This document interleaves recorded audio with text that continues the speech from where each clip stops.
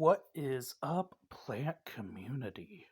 So, we're going to talk about the mini rose bush today. The miniature varieties of rose bushes. They, I'm not sponsored by a company, by the way. I just wanted to show you the tag.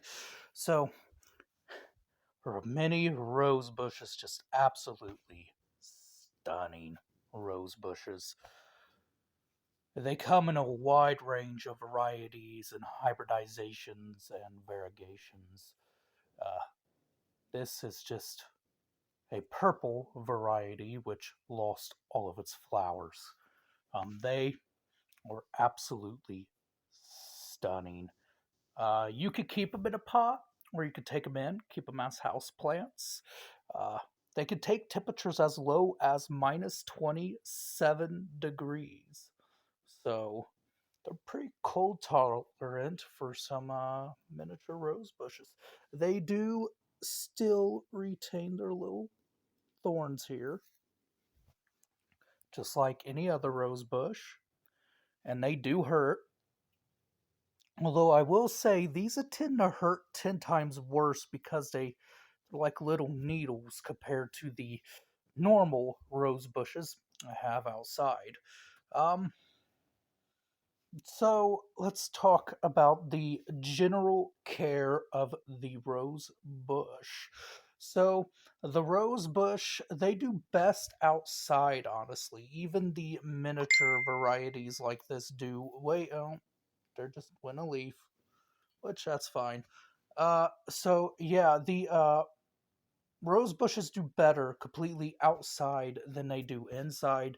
If you're going to have them inside, make sure you have them up against a window that is receiving direct sunlight 24/7.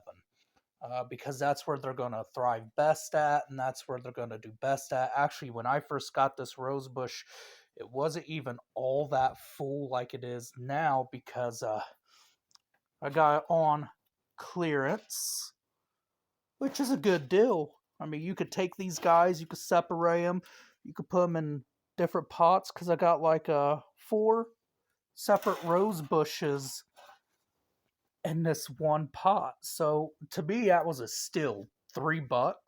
Yeah, I'm gonna take it and heal it back to health. And if not, I just lost $3. But so yeah, that's what I did with this guy. From what I know, I haven't really been misting it or anything, but I have been keeping it in the kitchen. Of course, it's still in its Christmas container. I guess they sell them now for Christmas decorations.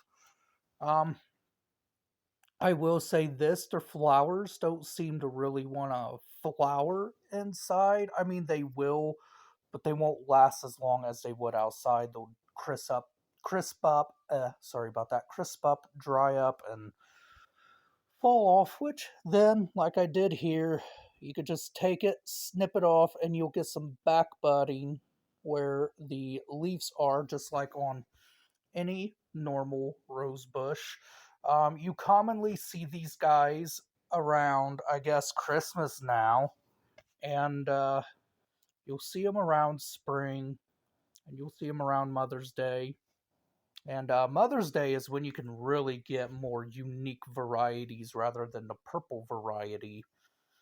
Yeah, you can get way more. You can get yellows, you can get reds with white variegated flowers. Now, just remember, it's only the flowers that are variegated.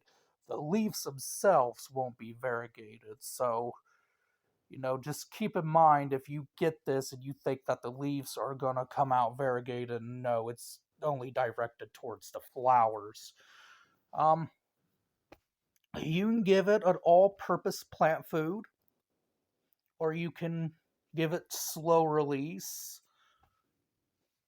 I haven't gave it nothing yet because it's winter time, so I haven't really been focused on them. Uh, they don't really need misting, like I said. They can do all right without it. They seem to be all right in more of a dry climate. Just they're fussy about their light. Don't give them anything like low light, medium bright. They strictly want bright light through a window. Because when I got this guy, his leaves were kind of droopy. He didn't really like the situation he was in. Put him by a window, let him get light. He just perked up like you see now, where he's just looking like a beautiful, beautiful rose bush. Um, they won't flower all the time for you. You gotta, if you want that, I would recommend going to get some actual rosebush fertilizer. I ain't too worried about it.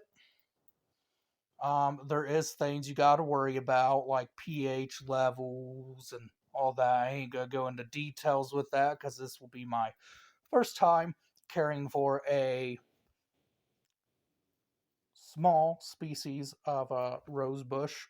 I might even wind up bonsaiing one if I could find one I really like. Go try it. Go try bonsai one because they got those miniature leaves anyway, so they'd make a great and excellent bonsai. Because they do backbud real easily wherever a leaf is. Say if I was to cut right here, a new stem would emerge from this leaf right here. Um, if you move them outside, don't move them in direct sun automatically. This guy has been inside for a while, so it's basically the light that's coming through the window is pretty much like shade to it. So I'm going to put it in shade, and then I'm going to slowly acclimate it to taking full direct sun, because you got to remember the sun that we have during the wintertime up north ain't nothing compared to what it is during the summertime when you really have those intense UV rays hitting it.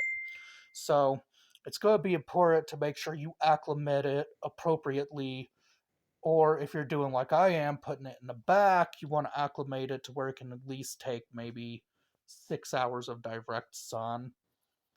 Um, Other than that, winter care is simple. If you want to keep them in a pot and just keep them green, just so you have something green in the house all year, just again put them by a bright window. Don't fertilize. Keep their soil moist, but not too moist. Do let them dry out.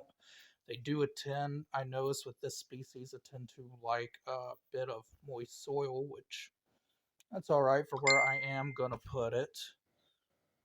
Um, they take they take trimming easily. Say if you like got one stem, and say maybe it was a stem kind of like this here, just two branches, you could cut that back to some more like right here, and you'd get more branching and you'd get more of a bushier bush. Of course, you can clump them together like this and make it more bushy like that with a rose bush. Um, Toxicity, I wouldn't recommend keeping them by small children or animals. Just for safety reasons, I'm not really sure how toxic the species are. But I wouldn't definitely would not want any curious mouths around it, especially if they decided to like eat the stem and get on one of those needles. A baby would tear his gums up, or even a dog or a cat would really hurt themselves doing this, munching on it. So then when you take them outside, of course the care might be a bit more different than it is being inside.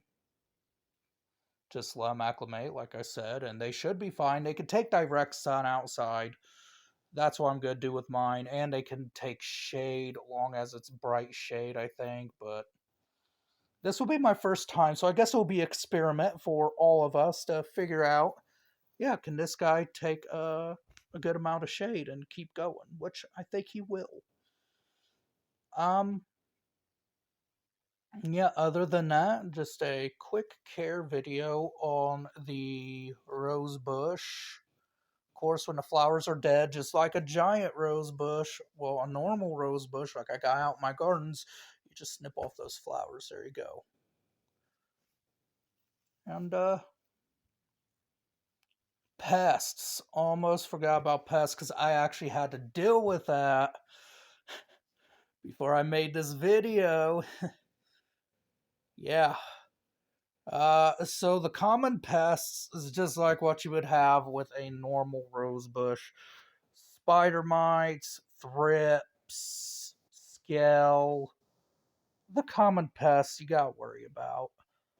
So, like, I just found webbing on this guy, didn't realize it was getting kind of bad, and of course it's not humid downstairs, so I didn't realize it was getting that bad, and I seen him, I'm like, oh, I better spray. So that's exactly what I did, and I even gave it some poison to go up through the stem, and this won't harm the plant in any way, especially with it being in a pot. It won't harm the insects or anything like that. Usually outside, I'm real hesitant to use any pest control, but if I have to, I have to. You know, I gotta save them somehow. But yeah, I just added in some poison. What that poison will do is it will go into the water, and as they soak up that water, because it dissolves within the water when you water it, it will go up through the stem, through the sap of the plant, go into the leaves, and any insect like scale, spider mites, thrips that decides that this is gonna be a good meal, well, that's just gonna kill them. It's gonna hurt them more than it is gonna benefit them. Another thing I did too is use neem oil. So I just went ahead and basically did what I call a whole nuke on the plant. So I just poisoned and added neem oil on top of the foliage. That should definitely help and benefit this plant and help him out a lot. Because, say, if I'm not able to get to the poison, which needs to be applied every 3 weeks, well, then the neem oil will surely protect the leaves for a little bit. Yeah, other than that, they seem to be very easy to care for, long as you give them the right conditions to grow. I know a lot of people up north and things where they can't keep them out all year long.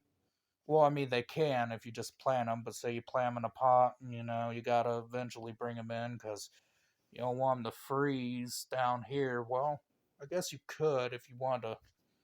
Anywho, if you wanted to keep them green. That's what I'm saying. If you want to keep them green, then bring them in. If you're fine with them defoliating and everything, then go ahead and keep them outside. But a lot of us down here, especially where I'm at, we seem to want to grow rose bushes indoors just because it's unique, cool, something you don't see all the time. It's kind of an unusual house plant. Also, it's important to clean your leaves. That will also help with pests. Don't be lazy. Clean your leaves. At least clean them once a month, if not every week, if you can, with your watering schedule. Like, put some work in them if you really love your plants. Rose bushes, I kind of tend to leave alone because I don't want to get poked constantly. But that's besides the point. Anyways, hope you guys enjoyed this video. I hope you found it educational. I hope you learned something about how to take care of mini rose bushes indoors. And, well, like I said, we'll give the guy a try outdoors, which I'm sure he'll be fine. He'll be just like a normal rose bush, just more of a dwarf.